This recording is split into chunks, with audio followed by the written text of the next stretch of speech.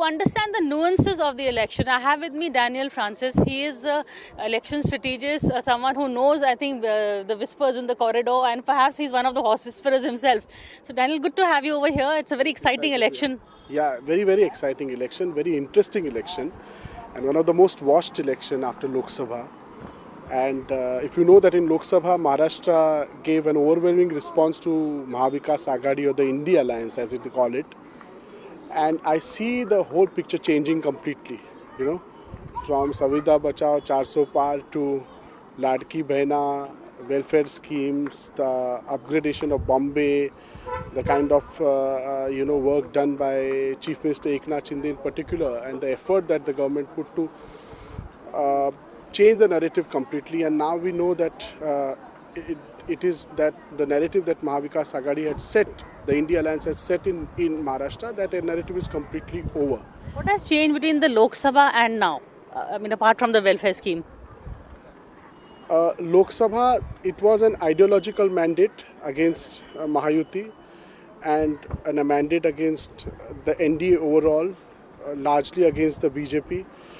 But to cut the losses, what this Mahayuti government did is that it launched a series of welfare schemes, particularly politics of welfareism and gender, which brought into center stage the intention that this government had, that we don't want to get into all these ideological battles. We want to put programs and we want to put initiatives before the people of Maharashtra and change the whole narrative. Now the question is that how did this happen? There's only one X factor to the whole thing, the Eknath Shinde himself. Eknath Shinde, grassroots man, worked tirelessly to change the narrative for the last 2.5 years. His public connect and the way he launches these programs, how he implements it, not just politics of welfareism, politics of infrastructure, for example, in Bombay. He ensured that the Atal Setu, the coastal road, the metro lines that were earlier disturbed and stopped are now fully functional. In Mumbai, we have 14 metro lines that are getting laid, and this is the largest under construction metro network in the world. We have a metro line now which will connect you from Kolaba to Kalyan. So that kind of wide work and infrastructure development has really put him in the spot that because you need that one person and one anchor to take you through this crisis. Lok Sabha was very difficult from assembly. People understand that they are going to elect their state government and the kind of promises that the state government makes. But I see that the kind of tailwinds that Mahavikas Aghadi had, they don't, now I think it's become headwinds for them. They have a tough task it had. Still, I would say, honestly speaking, election is tight, neck and neck, but the edge that Mahavikas Aghadi has, that's over. So I wonder then if you've heard the rumours that I've heard that if the Mahayuti would come to power, Eknath Shinde would return as Chief Minister. See, most importantly, the numbers will decide who becomes the Chief Minister. I was going to say regardless of the numbers. No, regardless of the numbers, because I think Eknath Shinde has become, in public perception, the driver of the Mahayuti. He is the face. And let me tell you one thing, Eknath Shinde as the CM on this side and Uddhav Thackeray as a former CM of that side is looking very weak and he's not looking very impressive. Also, Mahavikas Aghadi not agreeing on a Chief Minister's face to throw a challenge. So there's no comparison. Second thing is that Mr. Shinde's personal popularity, the kind of work that he did, there's now a Shinde Sarkar style of governance. There's now a Shinde model, a Shinde pattern, and that pattern is go into the people, get people into your home and offices, do as much work as you can, work for the bottom of the pyramid, ensure that the big vision is there. So he is a full package. If you see the kind of response he got in from Davos to the kind of bet he's taking in Dharavi. Both these things, he first takes a decision and then makes it right. So, for example, Ladki Bahin, why would anybody believe him over Mahavikas Aghadi was saying that I want to give you 2,100 or 3,000 rupees. He's saying, I understand poverty, I understand simplicity, I understand the life of an ordinary woman. My mother, my wife has gone through it. And that's why it makes him believable. He ensured that before the election, the installments were given. Timing of the Ladli Behna also, he didn't announce it during Lok Sabha. He's a very sharp political man. You know, if he would have announced it before Lok Sabha, we wouldn't have been talking about it now.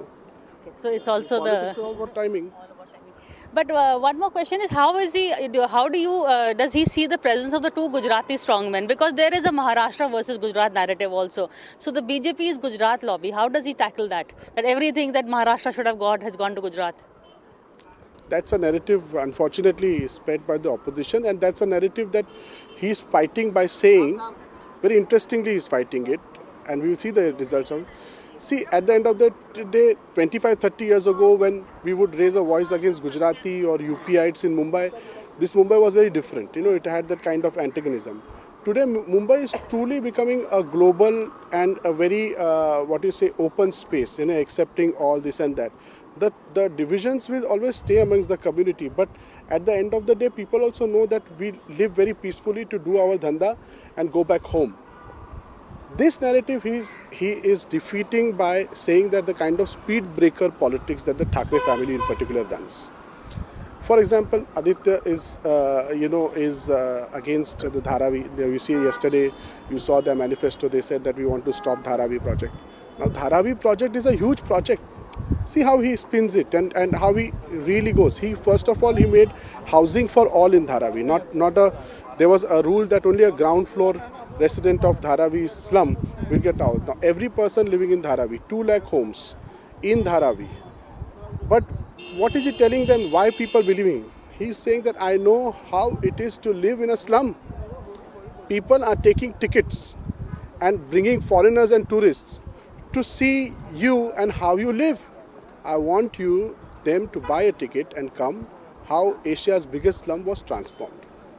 You know, he understands the aspirations of the people. Second thing is that the metro, you know, they stalled the metro, they stalled the refinery, Vadhavan port, which is one of the greatest port, biggest port in this 76,000 crores of investment, would change a backward area like Palghar forever. They're stopping it. So Mr. Shinde's politics is that you take this to people and tell them that they're anti-development, and they're speed breakers in development, major project. Cities like Mumbai are restless for work and development and economic and social growth. And I think now people have to choose whether they want to take growth over the kind of resistance that parties give. Okay, my last question to you is regarding this challenge of Milind Deora versus Aditya Thackeray. What was, reason? Do you really think Milind will beat Aditya Thackeray? He's shifted constituencies also. He just got a Rajya Sabha seat. So what was the rationale behind that? The rationale behind it is single rationale. Somebody wanted to send somebody, I think they wanted to send somebody who's credible, who has a face, who has a name in South Mumbai, who can go and fight and expose Aditya Thackeray for the kind of work that he's not done in Worli. That's the only thing. South Mumbai is Milind's turf in a way. Deora family's turf. He knows this, but very interesting that he took up that challenge, because we all associate the Deora family with the national politics. But he accepted the challenge and he's fighting it. In Worli, particularly what the Chief Minister has done in terms of redevelopment, Worli Koliwada. For example, Worli village, Worli Koliwada, which is a fisherfolk village, they had a simple request. You are doing a coastal road from Worli to Bandra.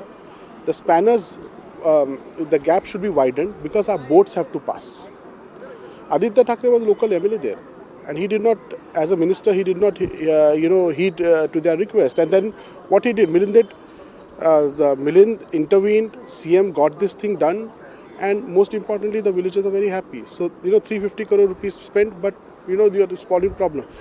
They think that if Milind wins, they can nurture and they can develop the Worli constituency. There are big issues of housing and BDD chawls and so many. So do they feel that they'll have a hotline to the Chief Minister if Milind wins? This is what Milind is saying, that you will have a straight hotline to the Chief Minister. I am his representative.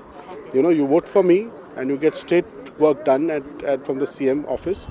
But, they didn't want to give a walkover to Aditya in that sense. Politically, Mr. Shinde's party is very aggressive, very, very aggressive. They don't take a single seat for granted. They don't take a single candidate for granted.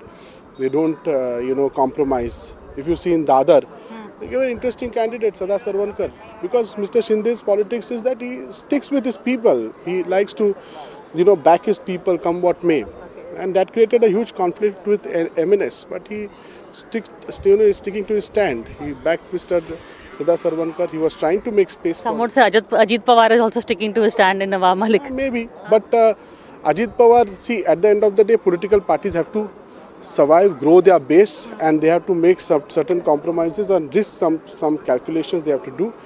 They're very right to do that. Elections will tell us who's been right or who's not been right, what people like, what people don't like. Ajit Pawar has his own way of doing politics, but I feel that somewhere a little crisis in terms of the voters. They confuse voters a little bit.